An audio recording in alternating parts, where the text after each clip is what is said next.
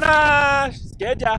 This is a first look at the Sierra Designs Tensegrity 1FL lightweight tent. Stay tuned and see what it looks like.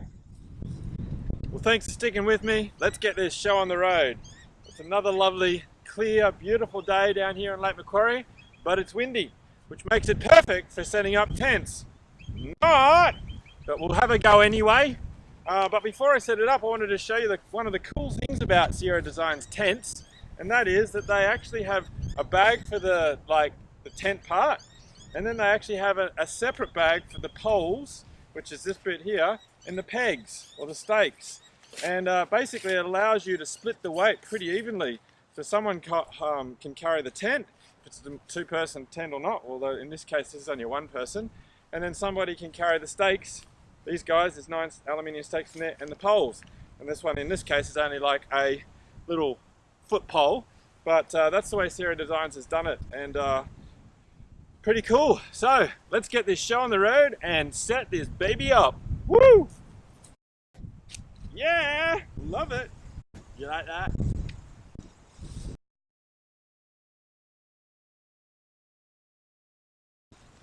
Now this bad boy just comes with one little measly pole. It's even bent. Almost thought I should send it back, but alas, it's supposed to be bent because it's the bent, curved foot pole, like a circle, like a moon. Let's go and put it in. It's got a thread through this thing, which is one thing I don't like about it. I hate threading poles. Me and threading poles, yeah, don't like it. But I'm prepared to put up with it with this one, because it's only small. So this tent is predominantly a trekking pole supported tent. So you need to get your trekking poles out and set them to some appropriate length, which I can't remember. So I'm just going to guesstimate at 122 centimeters or 48 inches. Actually, I think that's a bit high. I think it was 46 from memory. Man, I'm good.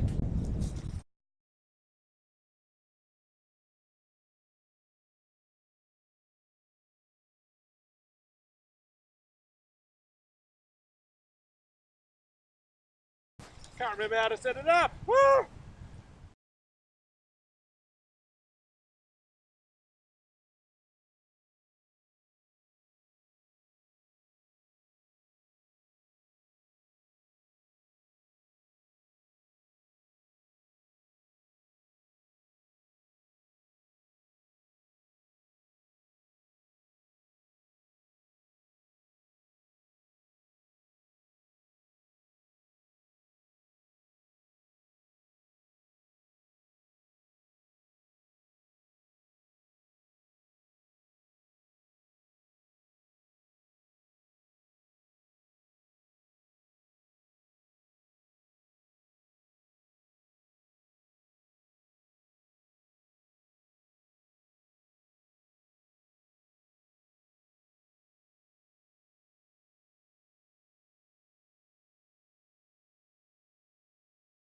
I'm not using the pegs that it came with because I don't know why I'm not.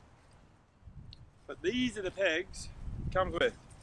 Some DAC, like embossed aluminium Y-stake ones. Yeah, okay, let's use those. I'll ditch my MSR carbon cores.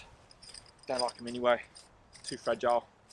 Too delicate.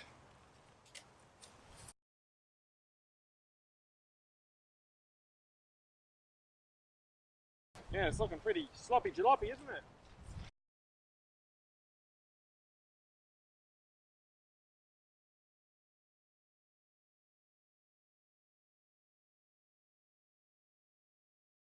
And there it is, sort of, not really.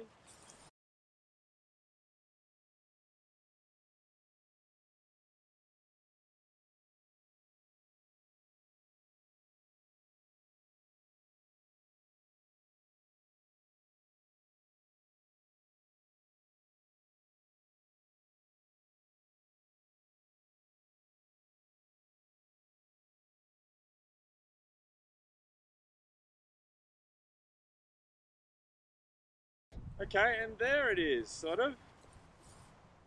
Yeah, I think so. So, let's have a look at it. So it's sort of pretty windy. It's filling it up pretty nice. Normally, my experience has been very wishy-washy and flappy and like loose, but in a stiff wind like this, it fills it up nicely. It's like it's had 10 McDonald's dinners and it's like fat as anything. So anyway, so this is this tent. It's got the most amazing, unique design that sort of doesn't quite work out. It's got this awning here that you can put up like here, like an awning with another set of poles or sticks, and that's how your poles work there. They pretty much go out there, and you can basically, you've got a door on this side. This is the main door. It zips right down.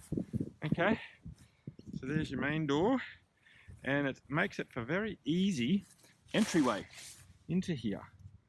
And then there's another door here.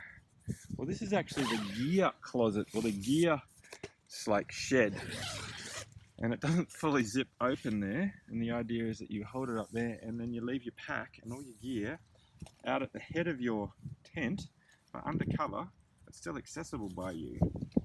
Okay, so there's the main thing down there. It's very yellow, which I quite like. The floor is it's a 30D sil nylon, ripstop sil nylon, silicone impregnated, and then I think the roof is a 20D polyester carpeter or something. Feels slightly different. There's the roof up there.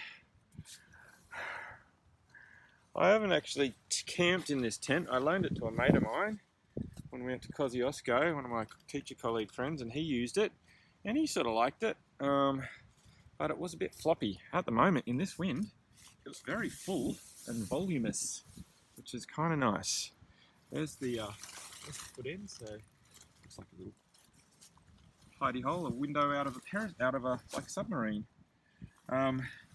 You can zip up the door here, and we'll turn around, and we'll zip it up. And like, I'm literally on my knees, my head's touching there, but if I get around here, I've got heaps of room up here. So the idea with this tent is that it actually, the poles go up and out, so you have more headroom than you do like floor space down here. So the floor area is much smaller than the like top roof area. And you do feel that.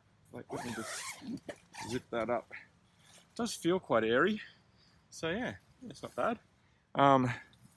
This window, this door here, can also be zipped down, and it actually has a mesh there. So you can use it as a window outside, and you've got nice visibility, connection to nature. And then on the other side, here we go, unzipped out here, we have, look at that, we have a second window out to the other side of the world. So we've got a window at the foot box, we've got a window to the left, we got a window out through the gear closet, which you can sort of go left and right, and then you've got a window out through the doorway that you've just come in. You've got a little thing there, got gear, you've got some tie outs up here, you can put a little clothesline across here, you can hang a little torch or a little night light or a little light stand or something. You've got another one here that the gear closet or the gear shed can be like hung up like this. So there we go. I've just toggled up that mesh, so it gets it out of most of the way, which is alright. Would be nice to have it a little bit higher zip, but they probably wanted to save the 20 or 30 grams, whatever. Yeah, probably in an emergency you can just jump your head out here, but normally you get in and out of the door here. You undo that, and undo that, goes almost to the floor. So let's have a look at this. So there we go, we have now like rolled up the window, so we into the door in the window in the door, and it's rolled up and it's got a nice little toggle attachment here. That's very nice, and you can do the same for the window on the window side. There's also a toggle where you can roll up the window, like the window shade. So that's very nice. And you can even, if you undo the door, completely unzip the door right to the bottom, I reckon, yeah, look, you can roll the whole thing up, and there's a nice little toggle here. So you can actually roll up the door and toggle it down there, so pretty much it keeps it very close to ground level, and it allows you to get in and out of the door, by the door, very easily. So let's have a look at that. So there we go. So look how low that door is. So it allows you to come in here and get in with absolute ease. You know, you can like lounge around there. You can just like be sitting here and the door edge of the door not get in the way. You can go, hello world, and welcome to life. So here we go. Let's do a 360 now that all the windows are open.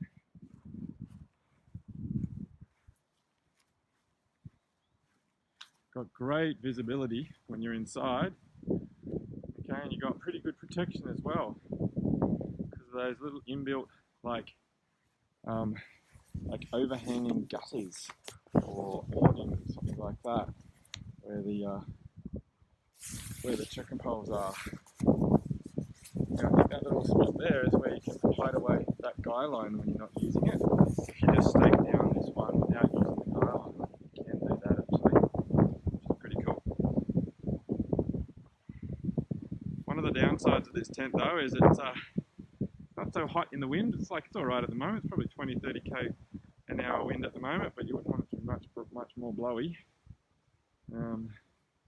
So you come in here and you look down the gusset. So one of the other cool things about this tent is that you can pop the front like piece of material up and make it into like a really nice covered awning if you've got another set of trekking poles, because the first one's already been used to support the tent, or if you've got some carbon fibre poles, or if you just got some sticks, you can use that. So let's have a go.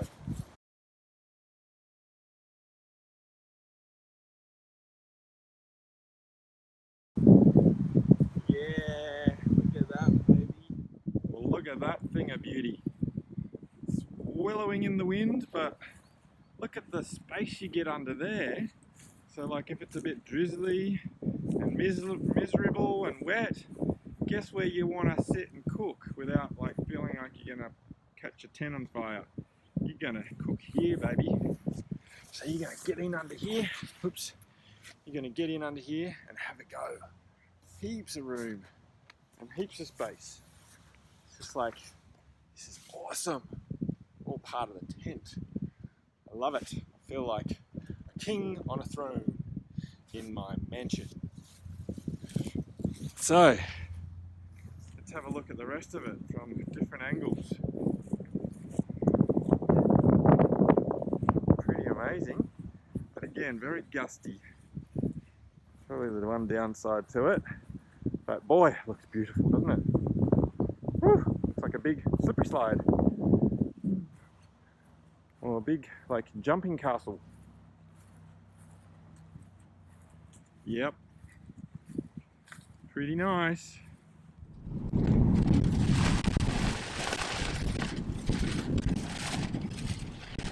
So there we go, weathering a windstorm, up and down and around.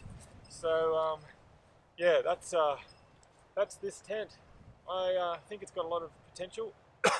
It was designed about 4 or 5 years ago by Sierra Designs when Michael Glavin was in residence there for a couple of years, when he was charged with reinvigorating and reinventing the brand back in 2013, 14, 15, 16, I think those sort of eras.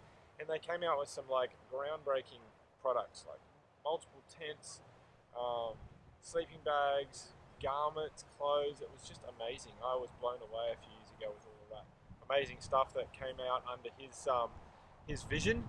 And he's no longer at Sierra Designs, but he's got his own thing now, and it's called Zen Bivy.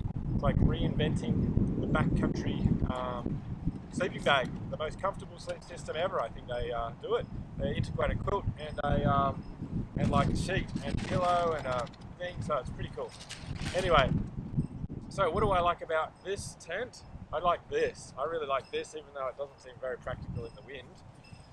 It seems like a big sail, which is what it is. I like how easy it would be to load a pad straight down there or from the side.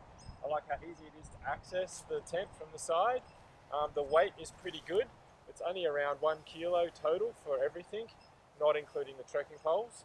So it's a good weight, very practical. I don't like the sleeve at the end with the foot box, but it's only a very small one. I really do like this. It isn't great in wind. So yeah, I think I might keep this tent and let my guests use it, just a one-person guest for something ultralight that's still sort of not like super delicate like carbon fiber. So yeah, what do I give this 10 out of 10? I'll probably give it an 8, maybe a 7.5 because it's not so good in wind. But these tents, this tent and other tents were just too far ahead of its time. Like, you know, they got the gear closet out of the way of the entryway, which is a big theme of theirs back then. But the market was too different for the market. People couldn't quite comprehend it. They couldn't stretch their tiny minds to get to think outside the box. So the company was thinking outside the box and outside the square, but it was actually too much for the market. So it was ahead of its time, and I hope Michael continues to innovate his little backside off at Zen Bivvy and bring out more amazing things like this tent. And then maybe the market might be ready for it. So anyway, that's my first look at the Sierra Designs Tensegrity 1FL Featherlight. I hope you liked it. Like me. Blue Boy out.